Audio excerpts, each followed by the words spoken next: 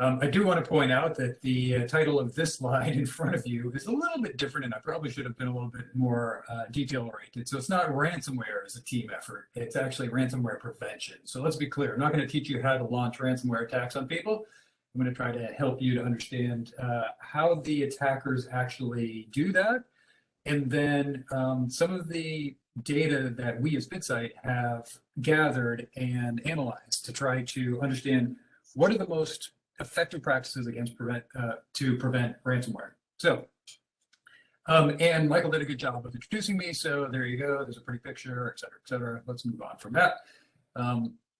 So I'm going to go through a few things. Basically, how ransomware works. I'm going to give you some examples of ransomware attacks, and then I'm going to talk a little bit about our research, the BitSight research into the correlative factors towards ransomware, and then some practices on how you and your users can prevent ransomware. And that'll become a little bit clearer as we go through this. So first off, a lot of you already understand this. And one of the reasons I put this sort of background information is in here is because it may be helpful for you as you're working with users of systems. And as you'll see here in a few minutes, the problem with ransomware is that it's not just an IT problem. It is an IT and all of the users, employees of the state, contractors, et cetera. Anyone who uses any sort of the state's resources is a potential avenue of infection. So as you all know, I presume most of you know anyway, that that ransomware is basically malware, right? And what it does is once it infects the system, it will encrypt all the files on a particular system. But the thing that's more important is that it's not just a piece of malware that encrypts the system that it infects. It also tries to propagate and spread within the state's infrastructure or whatever infrastructure it ends up infecting, because what it wants to do is make everything unreadable. So, and we've seen that a few times. And we've also seen, obviously, that once it does encrypt the system, it will demand a payment, usually in some sort of cryptocurrency, typically Bitcoin, Monero, things that are fairly easy for end users to create. So go create a Bitcoin wallet, go to an exchange, transfer some money into Bitcoin, transfer it over to the attackers, and there you go. And we've seen all kinds of interesting, we've seen the evolution of ransomware go from end users where it was a couple $100, we'll give you your data back, to all the way up to, for example, Colonial Pipeline recently, where the attackers demanded $4.4 million.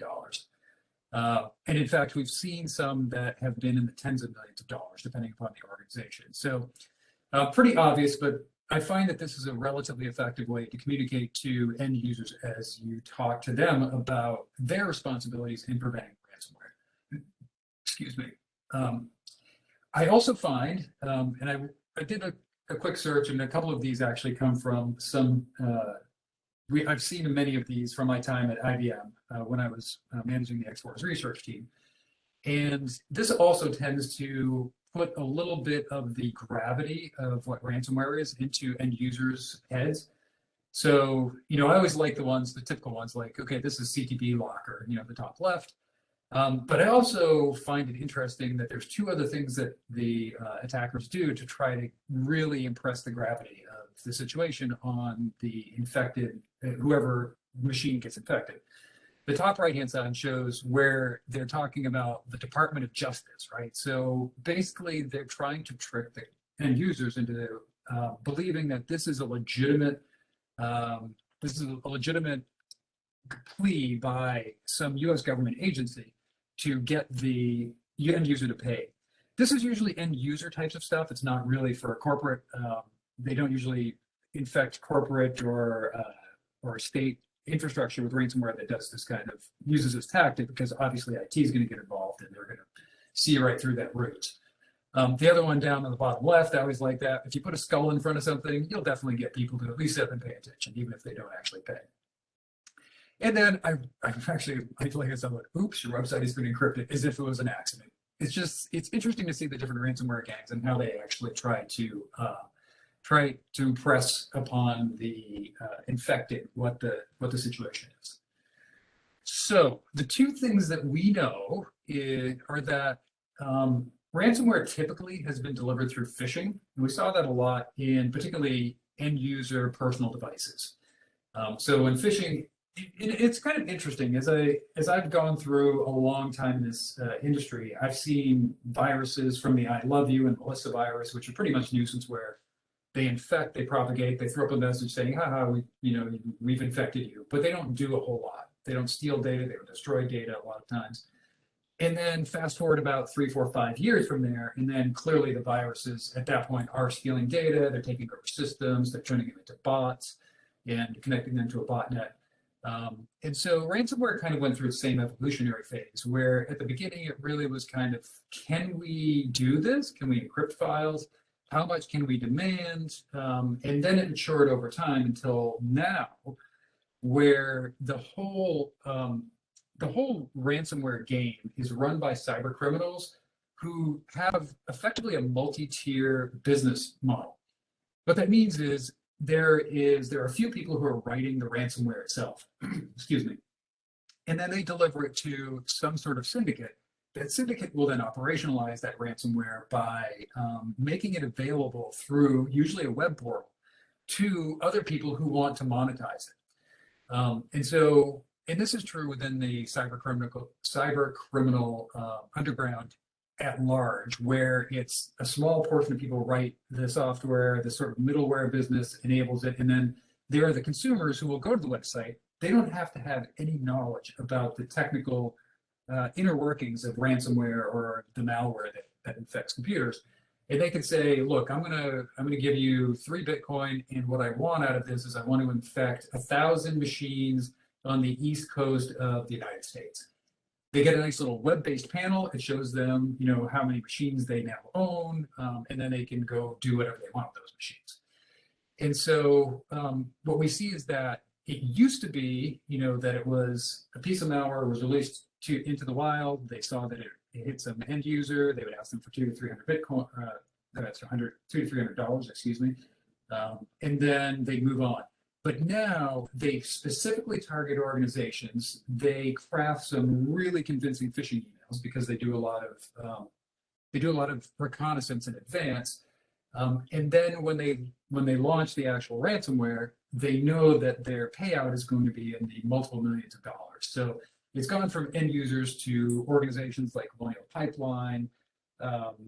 We saw, for example, NotPetya also kind of did that. It was a little less targeted and more opportunistic, but the overall cost to the global community as a consequence of just one piece of malware was in the billions of dollars. It wasn't just a few millions. It was quite a bit.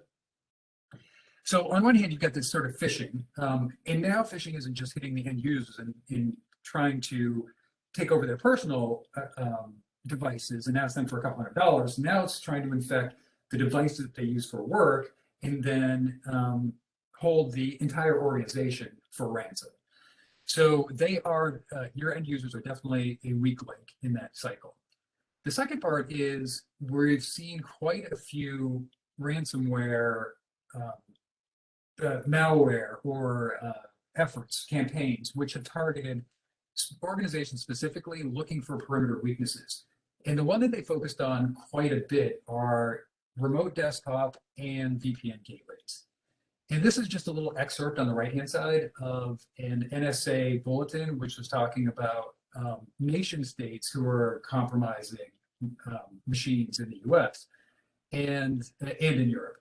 And they basically targeted, or they called out China specifically, and there were 25 different vulnerabilities that were being used. And they weren't all for ransomware, but the same attack vectors were being used for ransomware as for nation state entry into infrastructure. And so a few of them that we saw were it was CVE 2019-11510, which was the Pulse Secure VPN. It's still being actively attacked at this point. There's also 2019-19781, which is the Citrix ADC gateway. We've seen a decline in attacks against that because people are actually patching against it pretty well. But the latest one is actually CVE 2018-13379. I think I got that right. It's later in this deck anyway, so you can, I'll call that out again. But that's actually the Fortinet VPN gateway, where there was a credential exposure attack. Effectively, it was a directory traversal attack on the firewall or the VPN gateway, which also acts as a firewall. And so basically the attackers then could go get files outside of the web root, which is used for administration, including the password file. And in fact, just a couple of weeks ago, it was released on the dark web, almost 500,000, as I recall, usernames and passwords that were scraped from vulnerable Fortinet VPN gateways. Interestingly about that particular attack, by the way, is that even if you've patched against it now, the attackers may still have credentials. And so even when it's patched against the directory traversal attack, the attackers still may have usernames and passwords that work on that VPN gateway. And so if you are running a Fortinet VPN gateway, or your friends and family are, then certainly tell them to change their username and passwords on the firewall, because that's there. But the point is that there were 25 different perimeter vectors, and those comprise, the VPN gateway vulnerabilities that augment the phishing attack vector, which is user-based. That's why we're calling this a team effort, because it's not just IT that's responsible for this, but your end users also are in collaboration with you to try to prevent ransomware from attacking the state of North Carolina. So one thing that we've seen is that it used to be that ransomware used to just encrypt the data and say, give us some money or you won't get your data back. And a lot of organizations said, well, we've got offline backup, so we're fine on that side. Or, in a very small organization, they would say, it's fine, we'll recreate the data or whatever. So we're not going to pay the attackers, maybe because it's too much money, maybe it's because we have an ethical issue with it. We don't reward criminals effectively, right? That's probably the right ethical stance to take. But as I'll point out in a few here, some people do choose to pay ransom demands, and I'll talk about that in a second as well.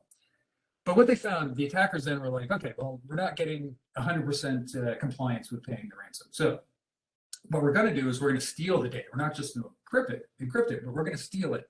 And then if the organization refuses to pay, then we will release that data, particularly the sensitive data, and embarrass the organization, create issues, because people send emails that aren't particularly polite about partners and, other states or whatever it happens to be.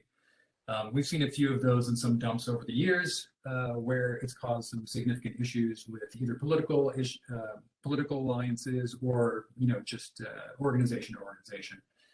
So that sort of brings a double indemnity to the ransomware game.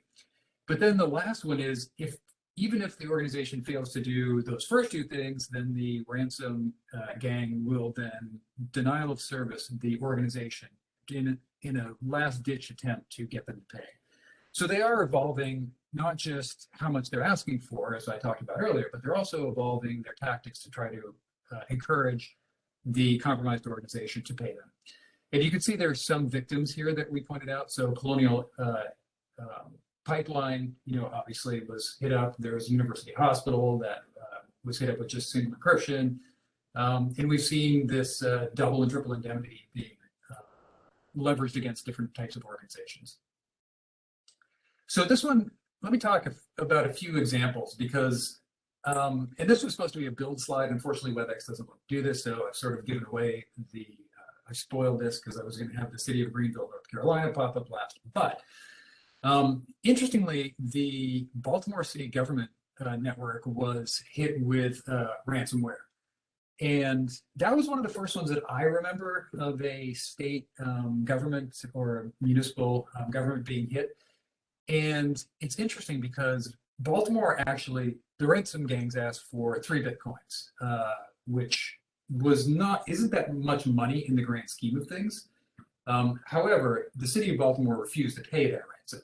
And so, interestingly, they ended up spending more money in the recovery costs than they would have for the ransom itself. So the 13 Bitcoins that they were asked to pay was about $700 or $76,000. And so that actually ended up costing the state or the city somewhere in the order, as I recall, somewhere in it was a lot more than that. Anyway, it was probably 10 times that much. I don't have it right in front of me, but it was kind of an interesting way to look at things. We also saw that the Washington, D.C. Police Department actually was hit by ransom as well. And so what ended up happening, going back to that double indemnity, is that the gang actually leaked about 250 gigs of the police data when the police department decided they were not going to pay the $4 million ransom. So that tells you two things. Number one, fairly big ask, $4 million, but when they didn't pay, the ransomware gang did in fact release that data, and it was fairly embarrassing. City of Tulsa was also hit. They refused to pay as well. And then Atlanta, the city of Atlanta actually was hit also, and they refused to pay. The ransomware demand was $52,000, but at the end of the day, when Atlanta decided not to pay, they ended up estimating that the total recovery costs were about $2.6 million. Sorry, can't read right. So, so kind of interesting, right? Just a lot of things that are happening. I'm not going to dwell on this stuff completely, but as you know, city of Greenville was also hit, and I'm not sure if any other North Carolina cities, municipalities were hit as well. I hope not. Your security has been pretty good. I've worked with the state, for a couple of years now, and yeah, I'm pretty encouraged by what state of North Carolina is doing. So we already talked a little bit about the costs, and Atlanta spent $2.6 million to recover from what they could have gotten away with $52,000 if they just paid the ransom. But and I talked a little bit about NotPetya, and I will just tell you that Merck put its recovery costs at about. So this is the interesting thing. It's hard to estimate how much it costs because there's a lot of different things that go into the cost of ransomware. Some of it's going to be, do you pay the ransom and how much is that ransom? If not, what are the recovery costs? What are the public relations costs? How much do you have to bring people in to do forensics? How much does that cost? So there's a lot of different costs that go into this. So Merck estimated that they probably paid somewhere between $670 and $870 million. I've also seen estimates that are closer to $1 billion for them. And I can tell you that they actually released a statement that said if they got hit by another piece of ransomware, that it would actually put them out of business. That was a couple of years before COVID hit. So think if Merck had gone out of business, or one of the other big pharmaceutical companies had gone out of business, and they were key to producing the vaccine. So it is interesting. It's not just about paying ransom, but this becomes actually a real serious worldwide problem for a number of reasons. And so, in fact, the cost of ransomware is actually estimated to exceed $265 billion in the next decade. So by year 2030, I think is what the article was talking about.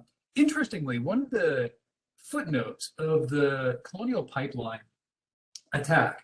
And so the interesting thing about that is that the CEO did decide to pay the $4.4 million because they are in critical national infrastructure, providing gas to the eastern seaboard of the U.S., right? So interestingly, if they hadn't and they were out of business, then what would that have done to our daily lives? And what happens if electricity gets shut off? Because if you think about if ransomware hits certain major power grid providers, think about all the things that rely on electricity. Obviously computers, right?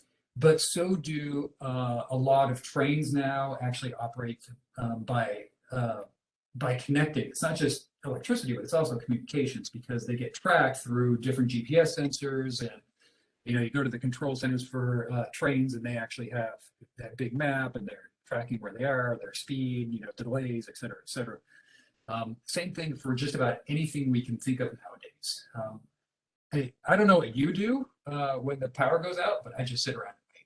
So think about that. If something had an effect that lasted 3, 4, 5, 6, 7 days, and I'm in the Boston area, And up in New England, I guess about 10 years ago, we had a severe power outage starting, I think, in New York, as I recall, in New York or Pennsylvania, and it cascaded throughout the Northeast. And I know that there were towns that were, or regions of the towns, who were out of power for over 7 days. And that was fairly catastrophic. People died as a consequence of that. So think if ransomware actually hits that kind of stuff. So coming back to the postscript for the Colonial Pipeline, it turns out that because they paid in cryptocurrency, law enforcement was able to track the movement across the Bitcoin wallets for that payment until it hit an exchange. And for those of you who are unaware, exchanges are where you actually take cash money, so real fungible dollars that we think about, as we walk around and pay things in regular life. You can convert those to Bitcoin. So an exchange does exactly that. It exchanges Bitcoin, cash for Bitcoin, and Bitcoin back to cash. So when the attackers tried to cash out, the law enforcement apparently had some sort of legal authority over the exchange, or at least some cooperation from the exchange, and managed to recover about 2/3 of that payment. So I guess that's the positive footnote of that story, but I wouldn't rely on that as something to mitigate your damages overall. So interestingly, the last thing is that they sort of talked about this anyways, that ransomware is a national security threat. And in fact, the FBI director sees parallels between challenges posed by ransomware attacks and 9/11. So that might be slightly hyperbolic, but again, as I pointed out, if the communications and electrical grids get taken out, then that could really affect the way that we conduct current modern life. And also, there are a lot of people who are actually paying a ransom because of that. They can't afford the business downtime. There's some embarrassment associated with it, et cetera, et cetera. There are actually cottage industries that are growing up now that will help you to pay the ransom. What they'll do is they will help organizations to negotiate with the gangs. So how much? So the gang might ask for 5 million. They might negotiate it down to $1.5 million. And those organizations will also help navigate the different regulations. So, for example, I think it's called OFAC. I can never remember the exact acronym because I'm not quite in that industry or that part of the space. But OFAC basically says certain organizations cannot pay ransom, and you cannot pay ransom or conduct pay. You can't pay countries that are on basically the national watch list, right? So Iran, China, North Korea, etc. So if you were to get hit by ransomware and the demand came from China or North Korea, then you are not allowed to pay it. So they help you to negotiate the legal hurdles there. They help you to negotiate the payment, and they'll actually help organizations to convert currency into Bitcoin or whatever cryptocurrency is being demanded.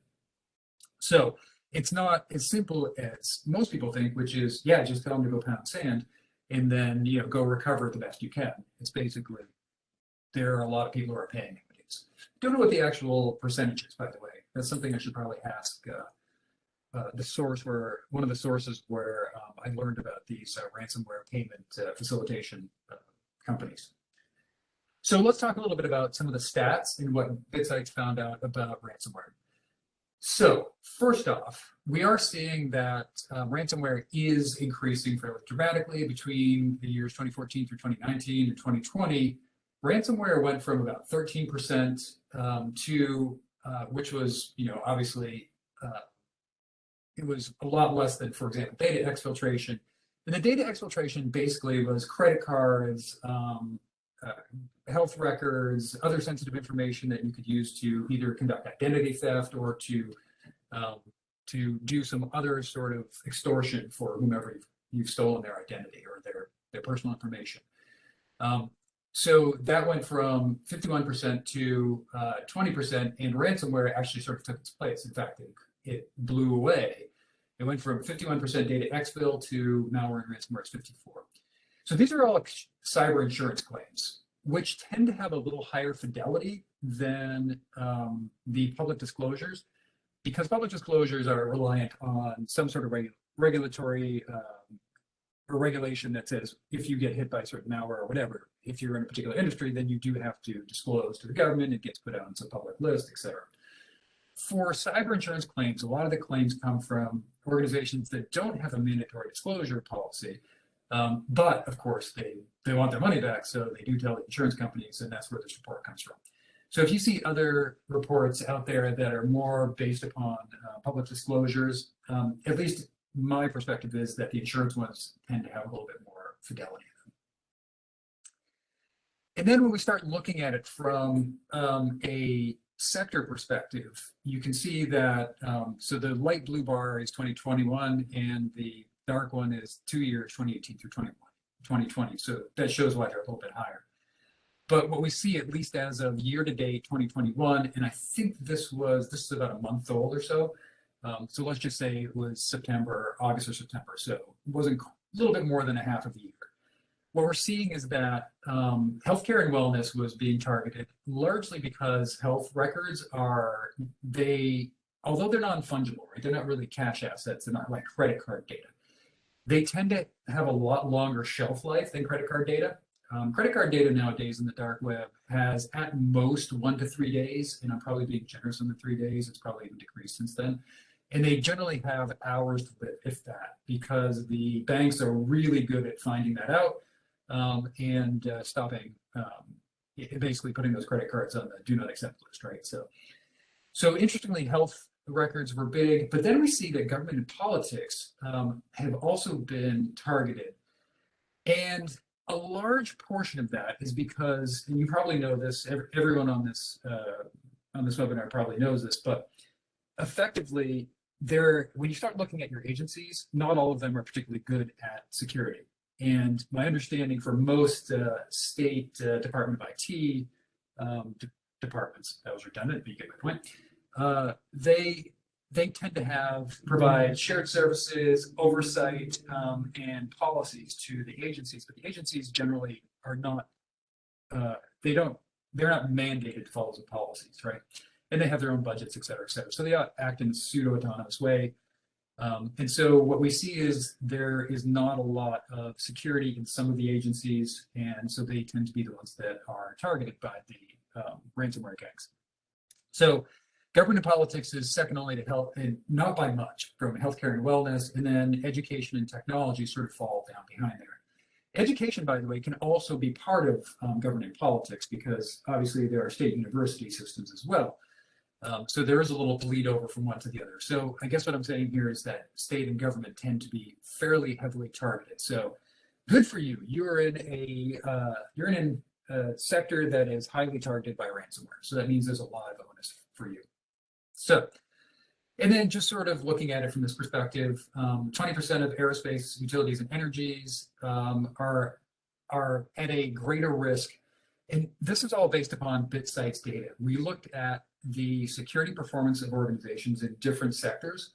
And what we found is that aerospace, utilities, and energy are not really doing great in terms of cybersecurity posture. And nearly half of utilities are not great at patching. And there's a number of reasons for that. Part of it is process, but part of it is because there's some old infrastructure that's difficult to patch. But it does still put them at risk of ransomware. But what we also see is that 4% of government and utilities, so bringing the two together, are at an eightfold risk of ransomware. And let me talk about that in a second. But just so you're aware that we're thinking about this from a critical infrastructure perspective. Aerospace, utility and energies, government and utilities, food production, all of that, if they get hit by ransomware, the consequences can be severe. So, and by the way, I'm not a big fan of fear and uncertainty to sell cybersecurity, and that's not what I'm saying here, but I do worry about critical infrastructure quite a bit. I used to focus on the Internet of Things when I was at IBM and Booz Allen, and I ran a connected car security practice at Booz Allen as well as an oil and gas security practice. And when we talked to some of our clients at the time, it did concern me gravely because there are so few protections in those industries and they're so critical. So when we think about government, we see that we saw a little bit less. We see over time, so starting in 2019 and going up to the end of 2020, we saw that there were not as many initial ransomware attacks at the beginning of 2019, but they sort of increased all the way to August of 2020.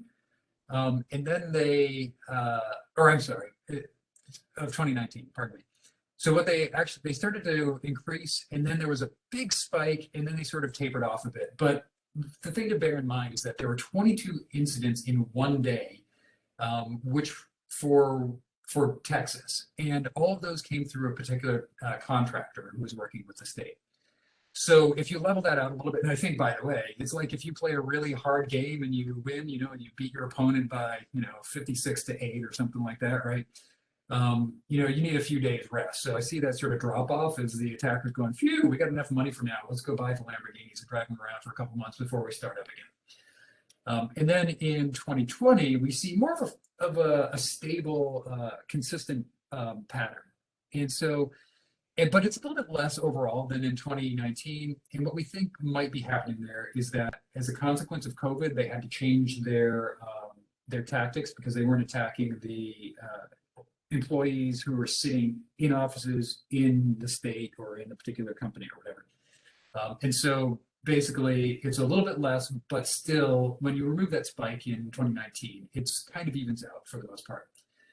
The states that did the worst: Texas, 39 incidents over the 2 years, Georgia had 16, Florida 12, California 10, and Pennsylvania 9. So I don't know how to interpret that. They're not all red states or blue states. They're not all big states or small states. They're not on the East Coast or the West Coast. I guess it just all depends upon who's budgeting for what. So be curious to find out if any of you all have any ideas about why that spread is all over the place, but I just found that interesting. Some of the consequences here: $7.5 billion is the estimate for, and these are for state, government and state ransomware attacks. There were 133 state and municipal government and agencies. There were over 966 incidents overall.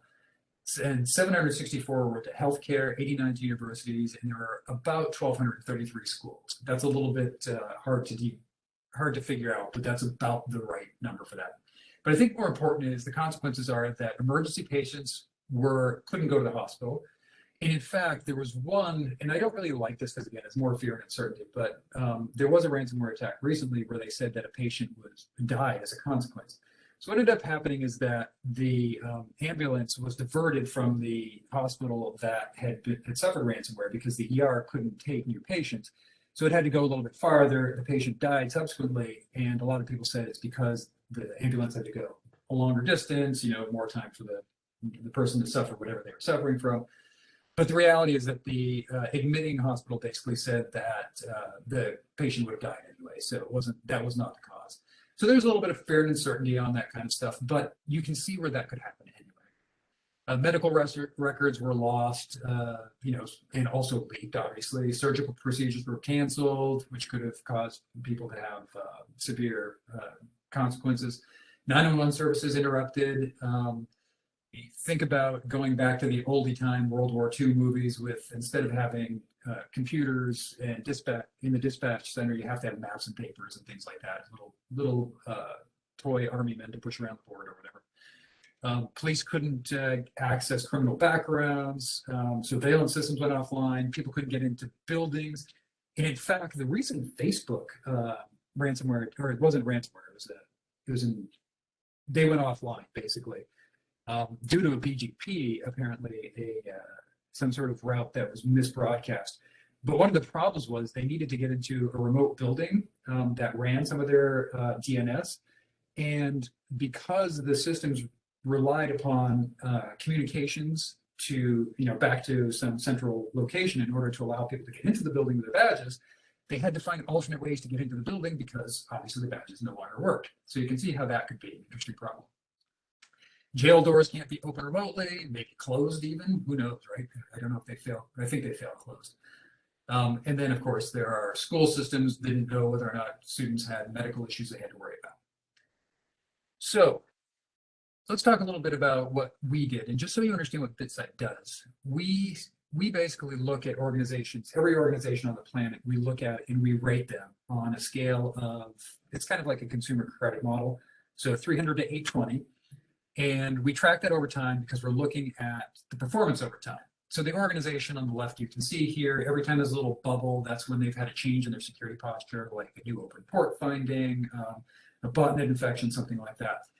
So you can see they're relatively consistent, which is a pretty good, it's pretty good for that organization. They have a 750, which is a good rating. And then on the right-hand side, you'll see different areas where we assess organizations. And so things to pay attention to, because I'll be talking about that here in a second, is TLS and SSL configurations, which are things like, looking at external websites, and things like VPN gateways too, by the way. Do their certificates allow TLS, or their SSL configurations allow TLS 1.0, TLS 1.1, SSL v2, v3? We've seen that as well. We also look at things like patching cadence. And patching cadence doesn't mean, are you patching everything completely? Because we can't necessarily tell that from external view. But what we're basically saying is we're tracking different vulnerabilities that can be viewed from the outside and do have a material impact on the security posture of that organization. And we're looking at, for example, when CVE 2019-19781, Citrix ADC vulnerability. When that came out, did it take the organization 2 weeks to patch, or did it take them 6 months to patch, right? So it's how quickly you patch, because it's about that window of opportunity for the attackers to be able to attack you. So with that as a background, what we found is, we did all this. We looked at different aspects, all the different things that I showed you on the previous slide. We also collect publicly disclosed ransomware incidents, and we looked at organizations who had suffered a ransomware attack. And then we looked at all the different risk vectors, all of these things on the right-hand side of the slide. So we looked at all those to see which ones are correlated, as well as the rating overall. And so what we found, and just to sort of spoil it, is that strong, consistent security performance. So again, if we see this sort of straight line on the left-hand side where people are doing, not only they're consistent, but it's also high. So it's up above 700. We find that organizations are much less likely to suffer a ransomware attack or a breach. There are also certain vulnerabilities that are closely tied with ransomware. We'll talk about those in a second. And then patching and vulnerability management are critical.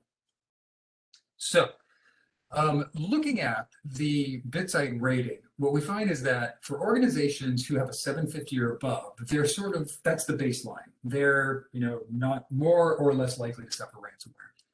But as you drop by 50-point increments down until you get to 600, the organization basically becomes twice as likely to be breached if they have a 700 to 750, 2.5 times more likely if they have a 650 to 700, etc. You can read the slide as well as I can. So the overall rating for the organization does matter.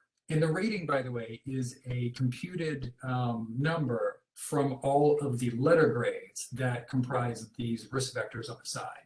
So if you look at the right-hand side, there's all these letter grades, and as you sort of percolate them up and run some math against it, you end up with an overall rating. So interestingly, the overall rating is an indicator of whether an organization is more likely to suffer a ransomware breach. Patching cadence also stands out. So organizations that have an A in patching cadence, again, it's how quickly you patch against things that are important. So if you have an A, again, that's the baseline. But as you drop to a B, you're 4.5 times, almost 4.5 times more likely to suffer a ransomware attack if you're not patching quickly. And then it increases from there. As you drop to a C, it's almost 7 times, and then D or F, it's a little over 7. So there's only really half a percentage point between C, D, and F. And there's the biggest change between A and B. So what we're basically saying is, if you're not patching quickly and completely, which means you need to have an asset inventory, you need to have a patching strategy to make sure that you don't take systems offline with patches that actually cause a problem.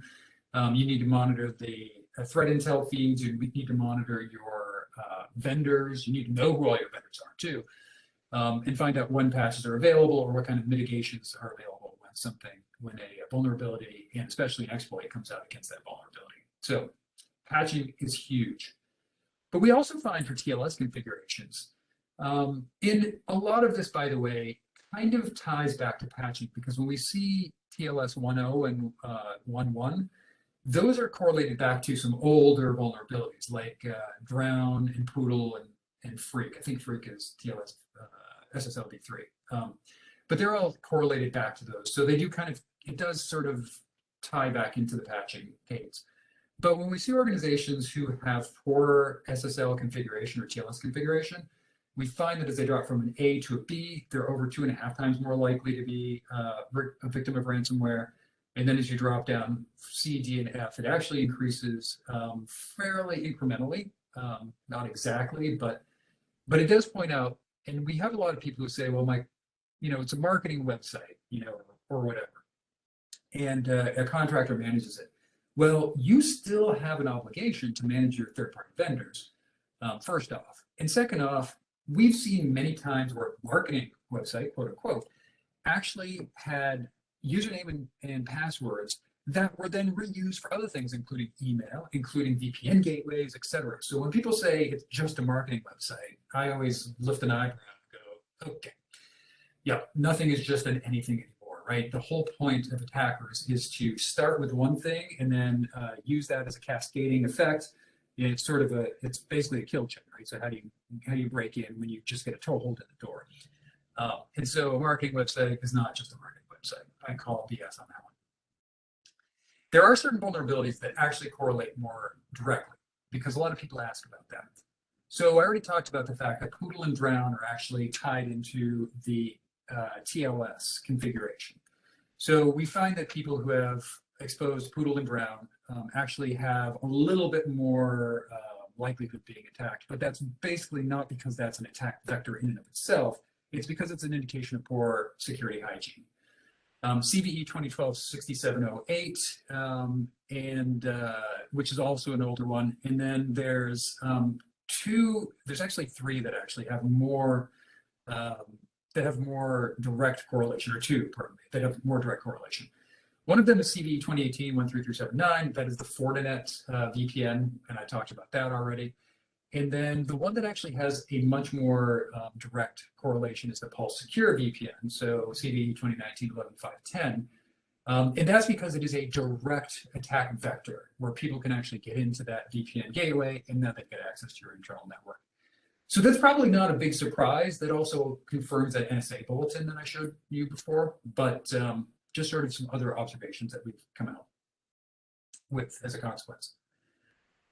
So I have two sets of recommendations. Some of them fall under the no kidding category, and that's this slide. And then there are some that are no expletive kidding. And those are things that you can message out to your users, because remember, part of it is the IT departments or security, however you're broken out, responsibility, but part of it is your end users. So obviously, some vulnerabilities is a presence of security performance, but vulnerabilities in general are also a good indicator, because it points to poor patching hygiene. So hygiene is important. We already talked about certain vulnerabilities, so look for those, close them off. Again, all of this requires that you have a good asset inventory, and I have yet to encounter an organization with more than 5,000 assets who has a great asset inventory. But you do the best you can with what you have, right? So if you don't have a good asset inventory, that should be step number one after you close off the immediate vulnerabilities.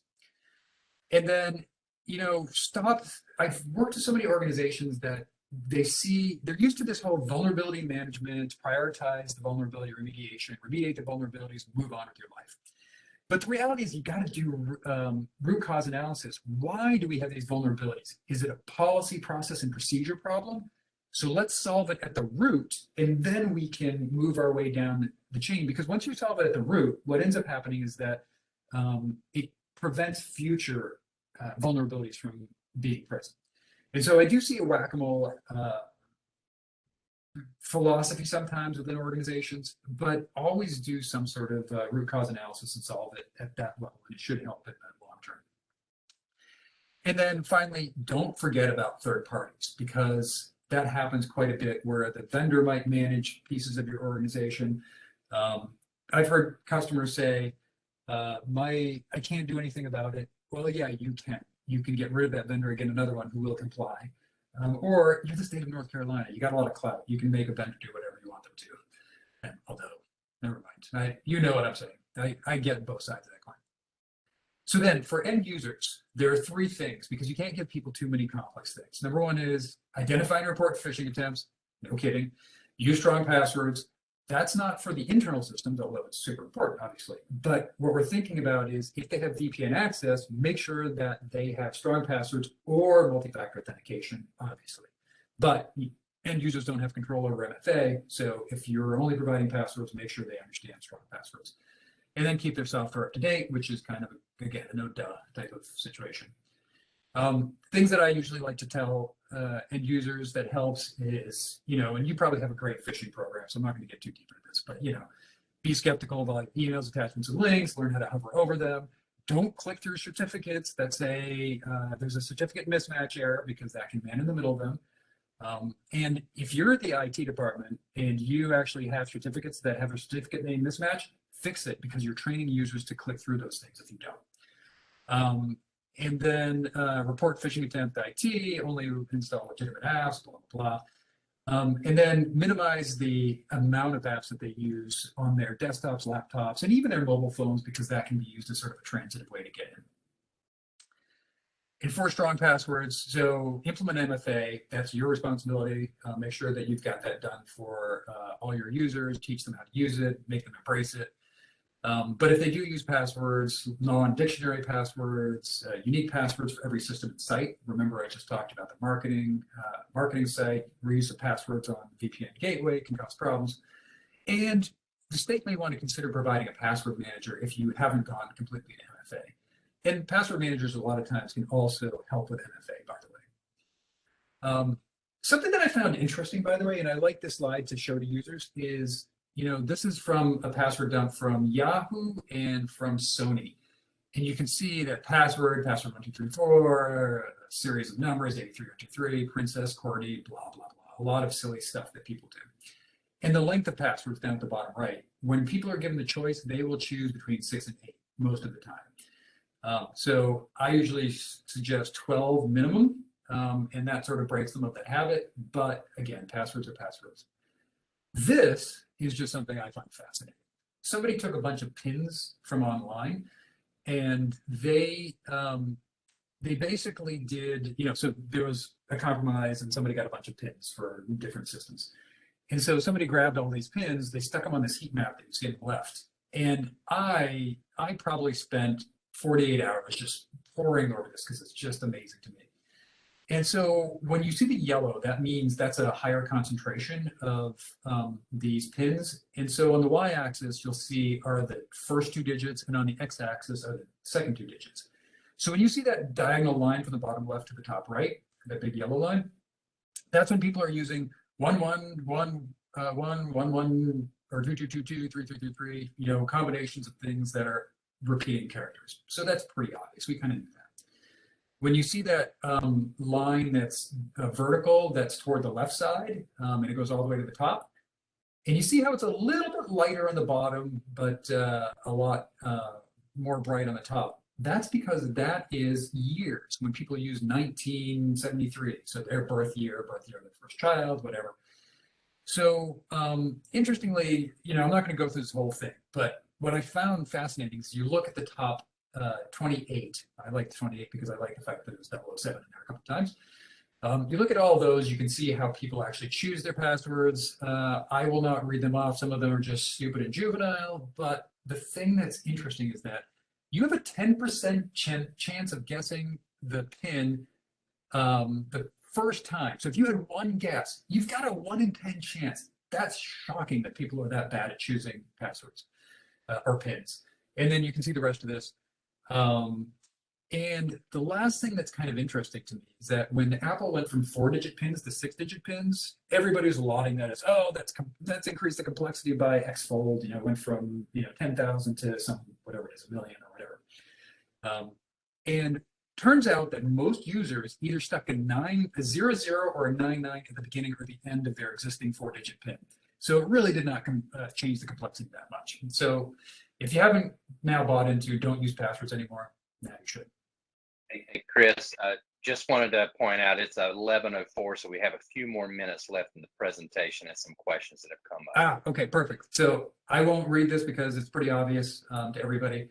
Have your users do auto update on all their systems. The only thing I'll say is a caveat: if they travel a lot, turn off auto update because you don't want them to download updates in a hotel or airport or something like that. So just be contextually aware of that kind of stuff. And that was good timing on your part, Michael. So let's do it. Questions?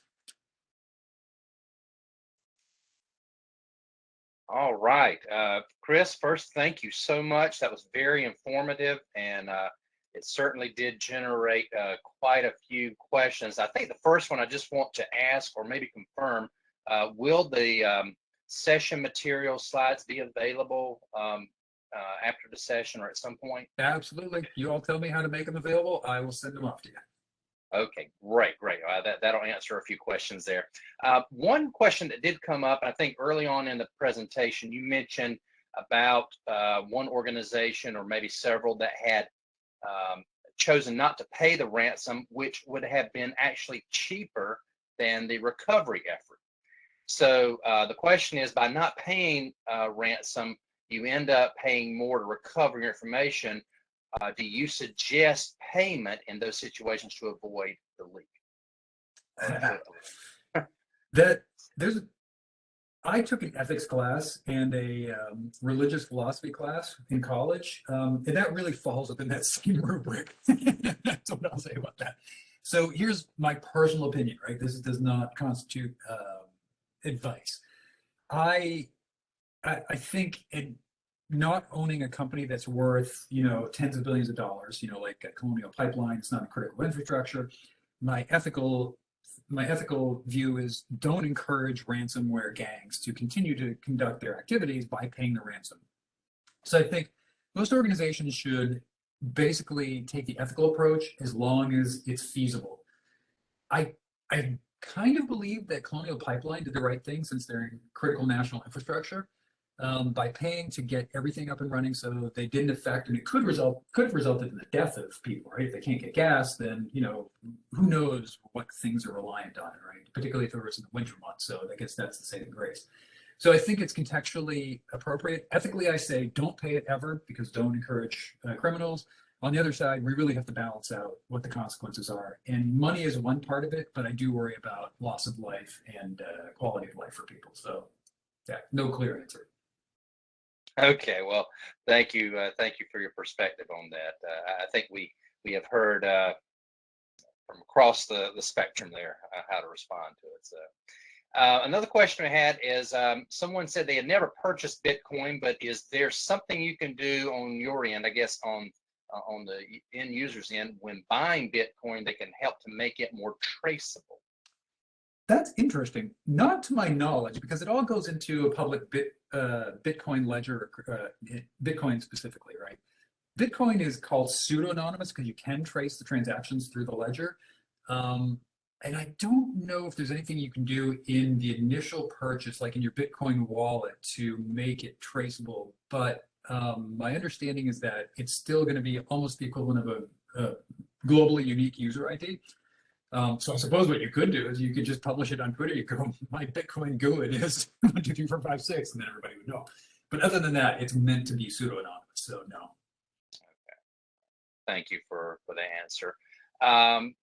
Do you see a day when every intrusion attempt will be, this is the word here, destroyed back to its source because of anti-malware software? So I guess can the anti-malware software take care of the intrusion all the way back to the source? Ooh, Would you ever see a day when that can happen? That's interesting. I love that idea.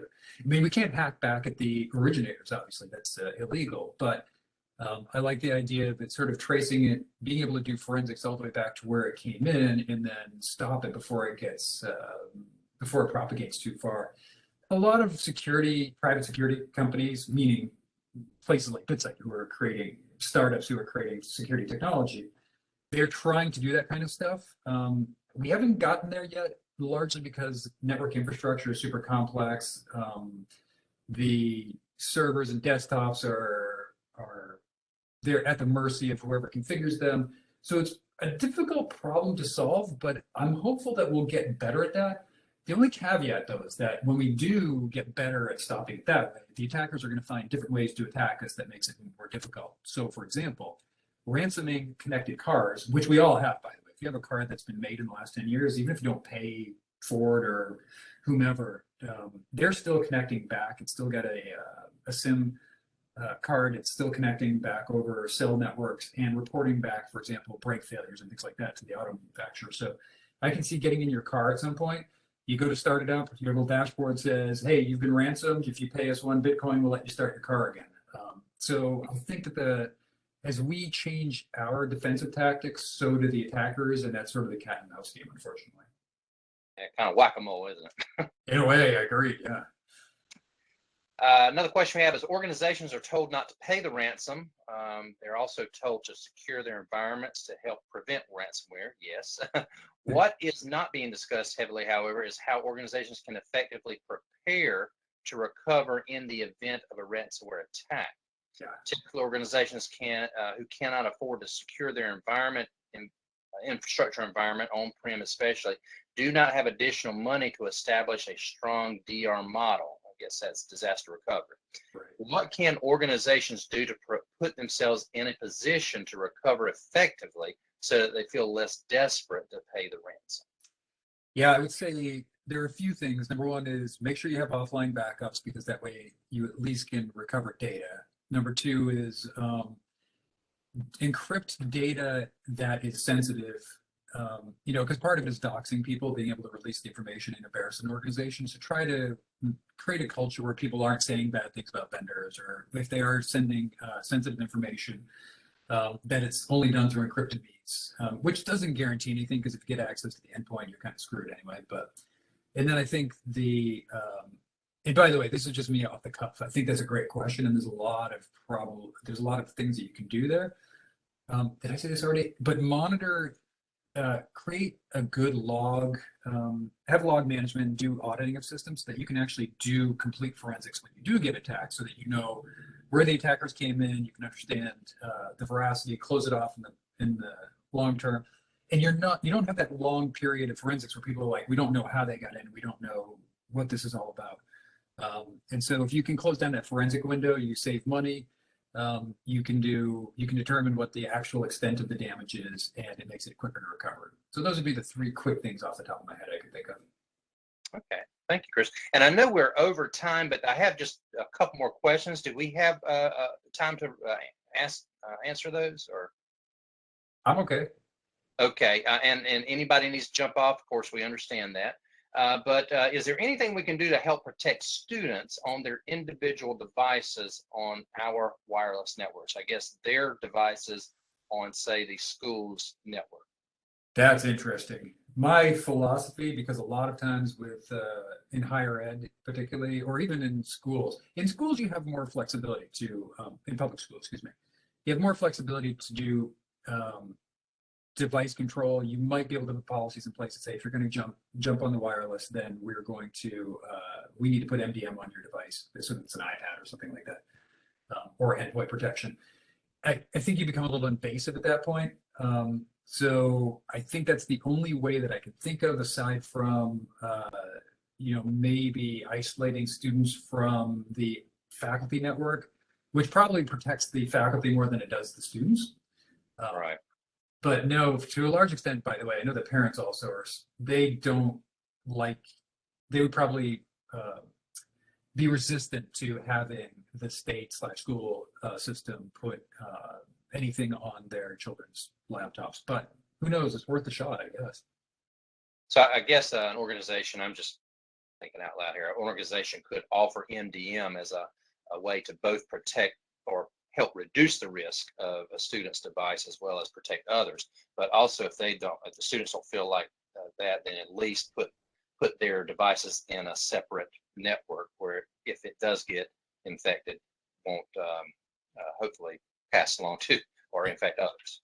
Yeah, exactly. Yeah, unfortunately there's no real silver bullet at this point, but it's a good conversation. I think that you all at the state should probably have a little symposium or you know, what's the word I'm looking for? A brainstorming session to see if there's any way that you can do that. Okay. Last question I have here from someone here is, are there any statistics on the ransom payments and the hackers not following through? That's interesting. I have not seen those stats, and I would assume that's a pop-up attacker, because part of the whole thing is that gangs actually they have a name, they've got a reputation, and the reputation, in order for people to pay them, their reputation has to be pretty clean, that they're known to accept payment and then return the data, right? If they don't do that, then next time DarkSide or whatever the ransomware gang is tries to ransom somebody, then the organization is going to go, well, we're not going to pay them because clearly they haven't followed through on their commitments to return the data in previous cases. So it's almost like Yelpish is sort of an implicit Yelp, if you will, where that keeps them honest and lets them pay through. But I don't know. I'll actually go look. That's a really good question. Rob, thank you so much for that question. Yeah, it sort of reminds me, it is business to these ransomware gangs. So whatever's going to further the business and get them paid. Exactly right. But I'm sure there are, I've heard of instances where they have not returned the encryption key or have provided a decryption key, excuse me. And so, but I don't know, that was a long time ago that I've heard that. I haven't heard that in the last year or so, but that doesn't mean I'm paying attention to all the right news articles or whatever. So